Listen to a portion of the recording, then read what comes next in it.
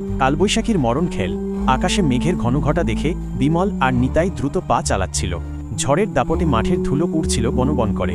হঠাৎ আকাশ চিরে বজ্রপাত হলো। উফ, নিতাই, শিলাবৃষ্টি শুরু হয়ে গেছে রে। এই বড় বড় পাথরগুলো মাথায় পড়লে একেবারে খুলি উড়িয়ে দেবে। কি করব? আশেপাশে তো একটা কুড়েঘরও নেই। বিমল, ওই দেখ চৌধুরী ভিলার সিংহদুয়ার, ওখানে মাথা গোজার জায়গা পাব। পাগল হয়েছিস? মোড়ল কাকা নিষেধ করেছেন না? ওখানে নাকি রাতে বাচ্চার কান্নার সঙ্গে হাড়গোড় চিবানোর শব্দ পাওয়া যায়। মরার ভয় থাকলে ভূতের ভয় থাকে না রে। চল। দুজনে দৌড়ে গিয়ে রাজবাড়ির সেই বিশাল খিলানের নিচে দাঁড়াল। বাড়ির ভিতরে স্যাঁতসেঁতে গুমোট গন্ধে তাদের শ্বাস আটকে আসছিল। হঠাৎ আধার চিরে একটা কর্কশ হাসি ভেসে এল।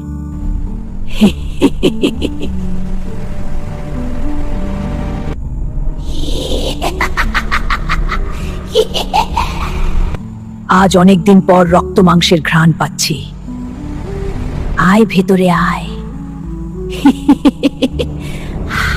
ওরে বাবা, ডাইনি! পালা বিমল, এখনই পালা!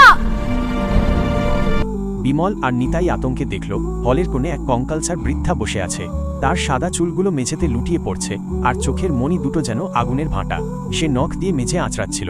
নিতাই, ওরে বাবা, ডাইনি! পালা বিমল, এখনই পালা! তারা ঝড়ের তোয়াক্কা না করে বৃষ্টির মধ্যেই আর্তনাদ করতে করতে গ্রামের দিকে দৌড় দিল। পেছনে পড়ে রইল সেই অট্টহাসি।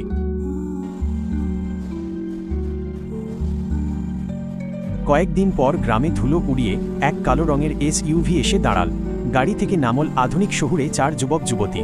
দামি পারফিউমের গন্ধে গ্রাম্য মেঠো পথটা ভরে উঠল। অর্ক চোখে সানগ্লাস ঠিক করে, মোড়ল মশাই, আমাদের চিনতে পারছেন?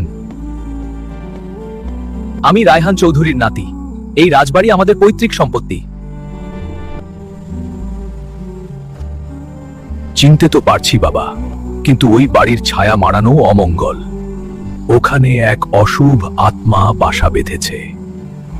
পিউ আইফোন বের করে ভিডিও করতে করতে, ওহ প্লিজ, অশুভ আত্মা, this is so old school. Modal কাকা, আমরা এই বাড়িটা কোনো 5 স্টার হোটেল বা রিসর্টের কাছে বিক্রি করব। কয়েক কোটি টাকা পাব। সায়ন আর শোনো মোড়ল কাকা, ভূতের ভয় দিয়ে আমাদের আটকানো যাবে না। আমরা রাতেও ওখানে ক্যাম্পিং করতে পারি। জয়, একদম। জয় আর সায়েন থাকতে ভয়ের কি আছে? আমাদের হাতে তো জিপিএস আর টর্চ আছে। মোড়ল দীর্ঘশ্বাস ফেলে বললেন, লোভ মানুষকে অন্ধ করে বাবা। ভগবানের নাম জপ করো। বাড়ির ভেতরে ঢোকার পর থেকেই অর্ক আর তার সঙ্গীরা কেমন যেন ঘোরের মধ্যে চলে গেল। দেওয়ালের